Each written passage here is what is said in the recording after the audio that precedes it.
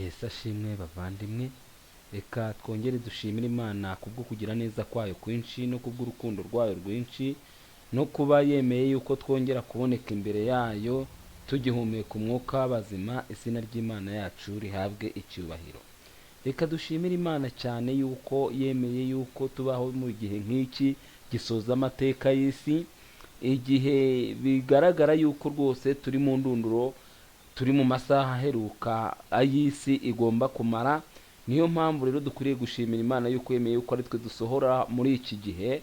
Ni ukuri izina ryayo rihabwa icyubahiro. Reka rero ubwo tugize amahirwe, Imana ikaba inatubashishije kuba tugiye kongera kureba mu ijambo ryayo, kugira ngo tubashe kuhakura inama zose z'uburyo twakitwara kugira ngo tutazatungurwa. Reka ducishe imitima bugufi mbere yuko dutangira no kureba mu ijambo ryayo. Tubanze dusenge. Ugize neza data dukunda, ugize neza Mana yera, ugize neza kubw'imbabazi zawe n'urukundo rwawe rwinshi ukomeje kutugaragariza. Izina ryawe ryera nirihimbazwe. Tugushimiye yuko udukunda, tugushimiye yuko twitaho, tugushimiye yuko waduhaye Yesu kugira ngo apfire ibyaha byacu. Tugushimiye yuko nta na kimwe wikenze kutubwira mu byo wagombaga kutubwira kugira ngo dukize ubugingo bwacu. Izina ryawe nirihimbazwe. Rero uyu mwanya tuje imbere yawe kugira ngo udukize kandi udutabare, udukure mu mitego umwanzi Satani yadutuyemo, udushyire mu burinzi bwawe bukomeye, udukureho ibyaha byacu, uduhe gukiranuka kwawe niwerekanwa tuzajyane mu bwami bwawe. Turi imbere yawe, turakwinginze cyane ngo udutunganye, uduhe imbaraga, uduhe n'ubwenge, duhe kugerera mu bushake bwawe n'ubushobozi bwawe. Tubisabye twizeye Imana mu izina rya Yesu Umukiza, amena. Ngira ngo rero nanone turongeye dutangiye kwigana ijambo ry'Imana, kandi nk'uko twabitangiye na mbere hose twavuze yuko tugomba kuzajya tuza imbere y'Imana kwiga ijambo ryayo. Kandi Imana twavuze yuko tugiranye nayo isezerano ry'uko tugomba kujya tugendana nayo intambwe ku ntambwe kubyitubwira. Ngira ngo rero uyu ni umunsi nanone mwiza cyane tugiye kongera kureberaho icyigisho cyacu, umugabane wa kabiri w'iby'umugore n'ikiyoka, cyangwa se iby'itorero na Satani cyangwa n'ingabo za Satani mu yandi magambo. Rero ngira ngo bavandimwe, twabonye mu Byahishuwe igice cya 12 isomo ryadutangaje cyane, ari ryo somo n'uyu munsi tukiriho twibaza impamvu zaryo kandi tunariganiraho. Ni amagambo twasomye ngo ikimenyetso gikomeye kiboneka mu ijuru, mbona umugore wambaye izuba, ukwezi kwari munsi y'ibirenge bye,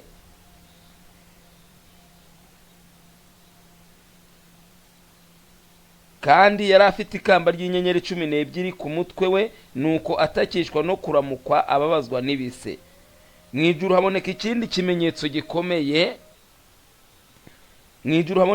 kimenyetso gikomeye, mbona ikiyoka kinini gitukura gifite imitwe 7 n'amahembe 10, no ku mitwe yacyo gifite ibisingo 7. Umurizo wacyo ukura 1/3 cy'inyenyeri zo mu ijuru uzijugunya mu isi. Icyo kiyoka gihagarara imbere y'uwo mugore waramukwaga, kugira ngo namara kubyara gihere ko kirye umwana we kimutsotsobe. Abyara umwana w'umuhungu uzaragiza amahanga inkoni y'icyuma. Umwana we arasahurwa ajyanwa mu ijuru ku Mana no ku ntebe yayo. Uwo mugore ahungira mu butayu, aho afite ahantu he hiteguriwe n'Imana kugira ngo amareyo igihe, cyangwa se aho ahungira iki kiyoka cyaje kikamuhagarara imbere kugira ngo bamugaburire yo kumara iminsi 1260. Rero muvandimwe, ndagira ngo nkubwire yuko ikiyoka cyarakariye uyu mugore cyane, maze ngo nticyatuza, ahubwo kiraza gihagarara imbere kugira ngo kirye umwana we. Namara kubyara gihere ko kirya umwana we kimutsotsobe. Ngo umwana aratabarwa, ajyanwa mu ijuru ku Mana no ku ntebe yayo. Kandi uyu mwana amaze kujyanwa mu ijuru ku ntebe y'Imana, niho yarabonye uburinzi bukomeye cyane. Ngira ngo andi magambo wenda tugira ngo dusome, ni amagambo agiye kutubwira noneho iki kiyoka ni iki, iki kiyoka muri make ni iki. mu ijuru habaho intambara. Mikayeli n'abamarayika be batabarira kurwanya cya kiyoka. Ikiyoka kirwanana n'abamarayika bacyo ntibanesha, kandi mu ijuru ahabo ntihaba hakiboneka. Cya kiyoka kinini kiracibwa, nicyo ya nzoka ya kera yitwa umwanzi na Satani.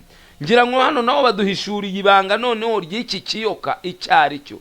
Batubwiye yuko nicyo ya nzoka ya kera, kandi baratubwiye ngo yitwa umwanzi na Satani. Gikora iki? Nicyo ya nzoka ya kera yitwa umwanzi na Satani. Nicyo kandi kiyobya abari mu isi bose, nuko kijugunywa mu isi, abamarayika bacyo bajugunywana nacyo. Ndagira ngo nkubwire yuko iki kiyoka uko tukibonye yuko cyahise kimanurwa, n'ubundi nicyo ya nzoka ya kera ngo yitwa umwanzi na Satani. Iyi nzoka ngira ngo bayivuzeho bwa mbere mu itangiriro, aho batugaragarije yuko Satani yihanze mu nzoka, maze amaze kwihanga mu nzoka aragenda ajya mu giti cyari cyabuzanijwe.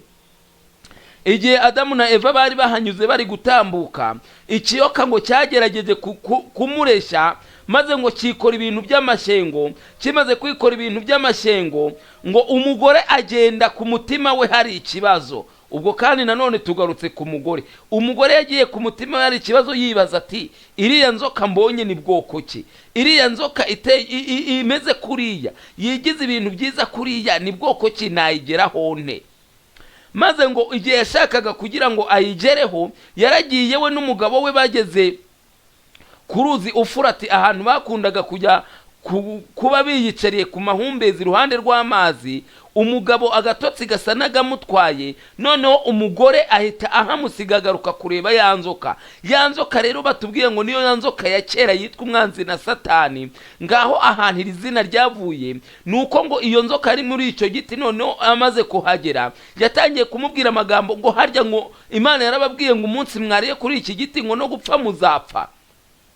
Ariko ndagira ngo nkubwire yuko uko iyo nzoka yagize uburiganya, ntabwo bwari ubw'inzoka, ahubwo bwari ubwa Satani. Nano rero baratubwiye ngo niyo ya nzoka ya kera yitwa umwanzi na Satani. Ntabwo ari inzoka gusa, ahubwo iyi nzoka ngo yitwa umwanzi na Satani. None tubonye inzoka y'imitwe 7 n'amahembe 10, kandi iyi nzoka tubonye yuko yitwa umwanzi na Satani. Umurongo wa 10, numva ijwi rirenga rivugira mu ijuru riti, noneho agakiza karasohoye,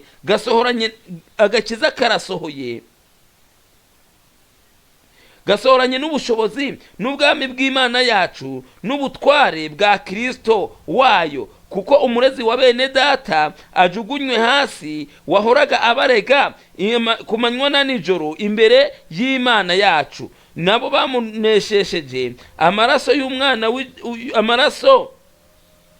y'umwana w'intama n'ijambo ryo guhamya kwabo, ntibakunda amagara yabo, ntibanga no gupfa. Nuko rero wajuruwe nawe abakurimo nimwishime, naho we wasi we nawe wanyanja we mugushije ishyano, kuko Satani yabamanukiye afite umujinya mwinshi, azi ko afite igihe gito. Imana ihabwe icyubahiro.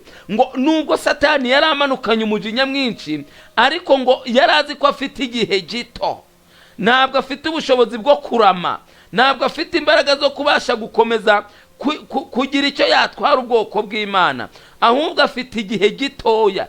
Iki gihe cye gitoya nicyo arimo akoramo muri iki gihe giheruka, kandi n'abamarayika be n'ingabo ze zirimo ziramufasha cyane. Hari ingabo zimufasha mu buryo butagaragara, zikoreye mu bantu bagaragara, mu kugira ngo barwane uru rugamba ruheruka. Uru rugamba ruheruka ndagira ngo nkubwire ko rwaratangiye kandi rurakomeje. Niyo mpamvu ngusaba nkwinginga kugira ngo umenye ishingiro ryarwo. Umurongo wa 13, nuko cya kiyoka kibonye yuko kijugunywe mu isi, gihiga wa mugore wabyaye umuhungu. Cya kiyoka kibonye yuko kijugunywe mu isi, gihiga wa mugore wabyaye umuhungu. Umugore ahabwa amababa 2 y'ikizu kinini, kugira ngo ahungire mu butayu ahantu he, aho agaburirwa igihe n'ibihe n'igice cy'igihe, arindwi icyo kiyoka.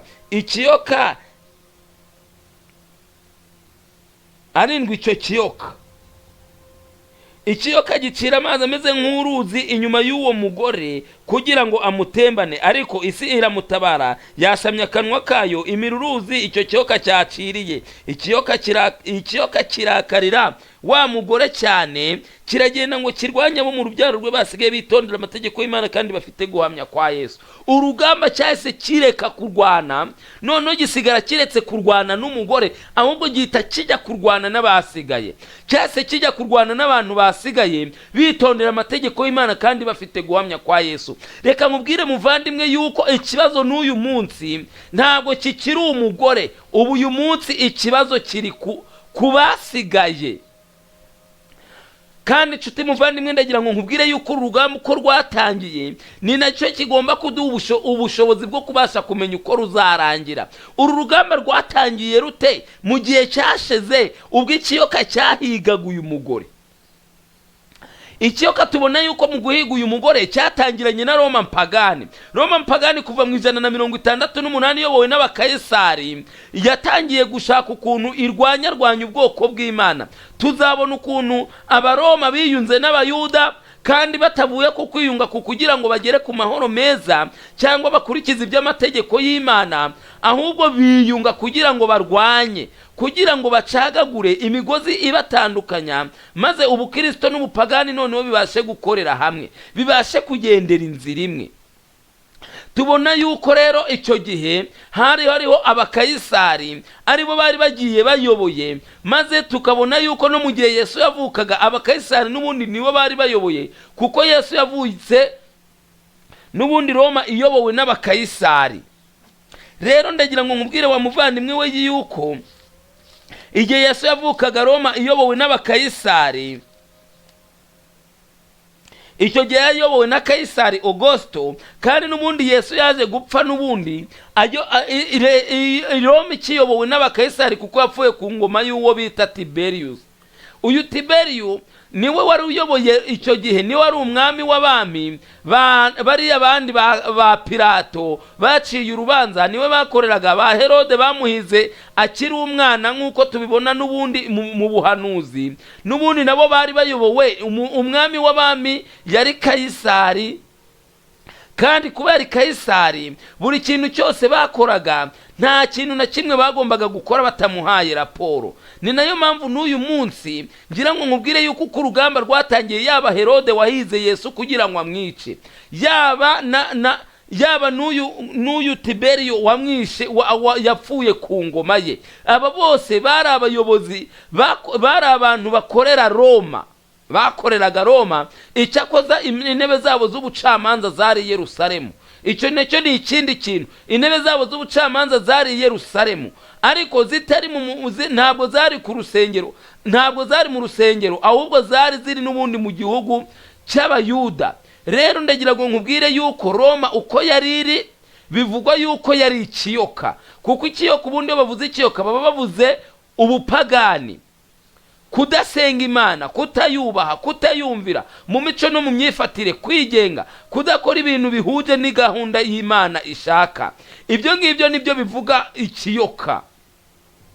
Tubona yuko rero iki kiyoka n'ubundi ngo cyahize uyu mugore cyane, noneho cyamaze kubona umwana Sawuye ajyanwe mu ijuru ku Mana, nk'uko n'ubundi tubisoma muri Bibiliya, haba muri Matayo no muri Yohana no muri Luka no muri Mariko, yuko umwana yasahuwe akajyanwa mu ijuru ku Mana no ku ntebe yayo. Igihe Kristo yazukaga atsinze urupfu na Satani, akazamurwa akajyanwa mu ijuru, ikiyoka noneho ntabwo cyahise kireka noneho ngo ubwo kibuze umwana kibyihorere, cyahise gihiga wa mugore wabyaye umwana w'umuhungu. Siko se dusomye amagambo yuko ikiyoka cyarakaye cyane kigahiga wa mugore wabyaye umuhungu. None rero uyu mugore w'umuhungu wabyaye umuhungu kimaze kumuhiga, tubona yuko yahawe amababa abiri yikiza agahunga. Ariko mbere yuko ahunga byagenze bite mu by'ukuri muri uku guhiga uyu mugore? Tubona yuko mu itorero rya Efeso n'ubundi, kuko umugore ashushanya itorero, kandi umugore mwiza akaba ashushanya itorero ry'ukuri.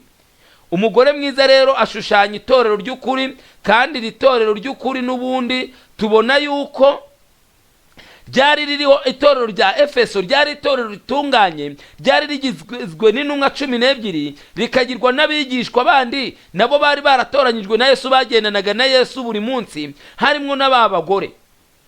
None rero tubona yuko mu by'ukuri akarengane, iki kiyoka uko cyahigaga umwana kugira ngo kimurye, nababwiye yuko kitamuhigaga ngo kimuryane na nyina, ahubwo cyahigaga umwana wenyine. Cyaravuga kiti nimbona umwana uriya mugore nkamugira nkamucuza umwana we, umugore arasigara mu gahinda, kandi mu kugira agahinda nawe namufatirana nkabona aho mera. Ariko kibonye umwana kimubuze, umujinya wose cyari gifite cyahise kiwugarura ku mugore. Kandi umugore twabonye yuko ashushanya itorero, umugore mu mico myiza ashushanya itorero, kuko niko Paulo yavuze mu nzandiko yanditse, aravuga ngo mugandukire abagabo banyu nk'uko itorero rigandukira Kristo. Itorero rero rigandukira Kristo, bivuze ngo itorero niryo rigereranya umugore. None rero ikiyoka tubona yuko ubwo ngubwo Kristo amaze kujya mu ijuru, cyahise kijya kubigishwa n'intumwa Yesu yari asize ku isi, aribo bari bagizwe na ba Petero na ba Yohana na ba Yakobo na ba Andereya, gitangira kubahiga kandi kirabica. Tubona yuko mu by'ukuri akarengane katangiriye kuri Stefano, gakozwe na Roma y'abapagani ifatanyije n'abayuda, nibo baremye aka karengane, kandi koko birangira bagasohoje. Bahereye kuri Stefano rero muri 34, maze buzuza igikombe cyabo, bari bamaze kwica Yesu. Noneho igikombe cyabo cyari kigiye kuzura, ubwo bari batangiye kwica n'intumwa. Tubona yuko rero nta kindi itorero na leta byabyaye icyo gihe, abapagani n'ubukristo bivanze, cyangwa se ubwoko bw'Imana bumaze kuvanga n'abapagani, yese yavuka karengane. Ako karengane kaza kibasiye abigishwa, kaza kibasiye intumwa, barangije batangira kuzica. Tubona yuko rero uyu mudiyakoni wa mbere wishwe n'ubundi bamuteye amabuye ari we Stefano, bitewe nuko yahamyaga Yesu, kuko yarababwiye ngo ninde mu bahanuzi mutishe, ngo mwisha bavuze ibyo kuza kuwo mukiranutsi kutari kwabaho, kandi nawe arangije igihe mumubonye nawe muramwica. None ngo ngaho nimwuzuze igikombe cyanyu. Uyu mugabo nuko nguko yari yababwiye, ababwira yuko bakwiriye kuzuza igikombe cyabo, uwo ni Stefano. Maze ntibyagarukiraho ngaho, tubona yuko n'ubundi akarengane kaje gukomeza. Mu gice cya 13 tubona Paulo basezera kuri aba bagabo, bababwira ngo byari bakwiriye none ubwo mwanza agakiza dukire abanyamahanga. Agakiza kamaze kujya mu banyamahanga, ibintu byarakomeye cyane mu Bayuda. Tubona yuko noneho baje gufata Petero na Sila, nabo bashaka kubica, babashyira mu nzu y'imbohe. Bamaze kubashyira mu nzu y'imbohe, tubona yuko icyo gihe marayika yaje akabakuramo bagasubira guhamya. Abana b'Imana bagasaba imbaraga zo kubasha kuvuga ijambo ry'Imana bashize amanga, noneho bakaza kurivuga banashize amanga kuko Imana yari imaze kubaha umwuka wera utari uw'ubwoba. Ntabwo byarangiriye aho ngaho. Tubona yuko igihe cyaje gukurikiraho nacyo kitari cyoroshye cyane na gatoya, cyaje kurangwa n'ibintu bikomeye cyane. Aba ngabo nabo baje kuzafatwa, batangira kujya bicwa. Tubona bo bunye uruhu, bakabashishuraho uruhu, bakababaga ari bazima, ubundi uruhu bakabahirika mu ruhira ari inyama gusa. Tukabona Petero bamubamba bamucuritse, tukabona Yohana ashyirwa mu ngunguru y'amavuta, Imana ikamutabara akajyanwa ku kirwa cy'Ipatimusi, aho yandikiye igitabo cy'ibyahishuwe. Tukabona mu by'ukuri abantu benshi, Paulo nawe waje kubonekerwa na Yesu igihe bari bamaze gutera Stefano amabuye avuga ubutumwa. Noneho tukaza kubona yuko nawe yanyuze mu karengane nkako, akajyanwa no gufungirwa i Roma kwa Kaisari Nero. Uyu Kaisari Nero ndagira ngo nkubwire yuko niwe n'ubundi byaje kurangira ahitanye uyu nguyu Paulo, kuko yategetse yuko bamujyana kumwica nyuma yuko yaragarutse imbere ye ku nshuro ya 3 aje kumwireguraho. Tubona yuko mu by'ukuri uyu Kaisari Nero yanatwitse umujyi akabeshyira abakristo, maze agategeka yuko umuntu w'umukristo aho ari hose babayigira hasi kubura hejuru, bakabahiga mpaka bose babamaze, abeshya yuko aribo batwitse umurwa. Maze abantu si ukubahiga bimarayo, si ukubica bimarayo. Nshuti muvandimwe, ndagira ngo nkubwire yuko ubwo ntibyarekeye aho ngaho akarengane kaje gukomeza. itorero rya Efeso rirangira umuntu wasigaye muri Efeso wenyine ari Yohana niwe wapfuye azize urw'ikirago, abandi bose bapfuye bari bishwe nande? Roma mpagani. Roma igereranywa n'ikiyoka. Ikiyoka cyari cyarakariye umugore cyane, noneho kiri kuvuga kitaho mufatira ndamurya. Ntabwo ari bya bindi bya mbere byo kuvuga ngo ntegereje ko arabyara, oya. Rero reka nkubwire yuko ikiyoka gishushanya Roma mpagani cyaje gukora umurimo ukomeye cyane, kandi cyakoze ibintu biteye ubwoba, kandi ibintu cyakoze kuko birababaje kuko binanditse mu mateka. Ikiyoka rero kivuga Roma ya gipagani, kandi iyo Roma ya gipagani ntabwo yarangiye mu ijana gusa, kuko tubona harakurikiyeho itorero bita Simuruna, naryo rikanyura mu karengane nk'ako, kandi rigakomeza kurenganywa rikagenda rikageza muri 321. Nshuti muvandimwe, ndagira ngo nkubwire yuko ibintu itorero ryanyuzemo ari byo bigereranya n'umugore n'ikiyoka. Ibintu itorero ryanyuzemo rihanganye ubupagani bwicara burirenganya, burigirira nabi kuva hasi kugera hejuru. Ugiyeho wese akaza arwanya itorero, ugiyeho wese mu buyobozi bwa Roma akaza arwanya itorero. Ibi nibyo bivuga umugore n'ikiyoka mu Byashuwe igice cya 12 kuva ku murongo wa mbere, kandi n'umundi umutwe wayo magambo uvuga ngo iby'umugore n'ikiyoka. None muvandimwe, ko ikiyoka cyarakaye cyane kandi kikaba kiri kurwanya umugore yaje guhungishirizwa mu butayu nk'uko tuzabibona. Ariko reka nkubwire yuko tukiri kuri iki kiyoka, tukiri ku buri Roma mpagani, tukiri ku mugore ari ushushanya itorero Kristo yari asize ku isi, ryari rigizwe n'abigishwa be 11 n'uwo batoye wa 12 waje gusimbura Yuda ari wamaze kwiyahura, ari we Matiyasi. N'ubundi bintu byagiriwe iri torero byari bigeze aho ngaho, byari bimeze gutyo. Nibyo bintu bigomba kongera kwigaragaza mu gihe giheruka. Iyi Roma mpagani itakiri Roma mpagani yabaye Roma Kristo nk'uko tuzabireba mu gihe kiri imbere. N'ubundi igomba kongera kugaruka irenganya, igomba kugaruka irwanya. Ndakwinginze kugira ngo nshuti muvandimwe umenye yuko ibi ari ibintu bigomba kubaho. Kandi reka nkubwire yuko uko abayuda barekuye ibintu bakabishyira mu maboko ya Roma mpagani, bakagirana amasezerano y'ubumwe n'amahoro muri kiriya gihe kuva mu 168 mu gihe Yesu yavukaga, muri iriya myaka ya Yesu ya mbere ya Yesu, igihe bungaga ubumwe, Yesu akavuka barunze ubumwe. Uko byari bimeze uriya munsi, amasezerano bari baragiranye niyo masezerano abayuda bo mu by'umwuka bagomba kongera kugirana na Roma Kristo ndetse n'abayuda mu by'umwuka bagomba kugirana amasezerano azageza ku karengane, amasezerano azageza ku kurwanya abana b'Imana. Nk'uko ikiyoka kitakomeje guhiga umugore, noneho cyahindukiriye itorero, ni nako abangaba batazigera bahiga itorero, ahubwo bazahiga basigaye bitondera amategeko y'Imana kandi bafite guhamya kwa Yesu. Niko twashomye mu Byashuwe igice cya 12. Nshuti muvandimwe, ndagira ngo nkubwire yuko aya masezerano yabayeho niyo yakuruye akaga. Ibyo byatumye mu gihe Yesu yavugaga ukuri akubwira abayuda, batangira kumuhimbira ibirego maze bakajya babishyikiriza Roma mpagani. Uyu munsi niko bizongera kugenda. Ibirego byahimbirwaga Yesu bigashyikirizwa Roma mpagani bizongera kujya biboneka, bibyutswe, kandi nabyo nanone bijyanwe kuri Roma. Ikibazo kizaba kiri hagati y'umuntu w'Imana ndetse na Roma. Bazajya bavuga bati icyo yakoze cyose yagomeye Roma, icyo yakoze cyose yagomeye Roma. Ariko nshuti muvandimwe, igihe cyarageze maze umutambyi mukuru wariho bita Kayafa, wari uriwo muri uwo mwaka, aravuga ngo mbese nimutekereza yuko umuntu umwe bikwiriye ko apfira ishyanga ryose niba ateje akaga? Ngo nuko rero nitumureka, Abaroma bazaza basenya umurwa wacu, barimbura ubwoko bwacu, bakinga insengero zacu, akinga urusengero. Ngo ubwo rero ikiza nuko uyu muntu yakurwaho aho kugira ngo ishyanga ryose rijye mu kaga. Muzabisome mu gitabo cy'uwifuzwa ibihe byose mu nyigisho kivuga ngo, ni icyigisho kivuga ngo ubugambanyi bw'abatambyi.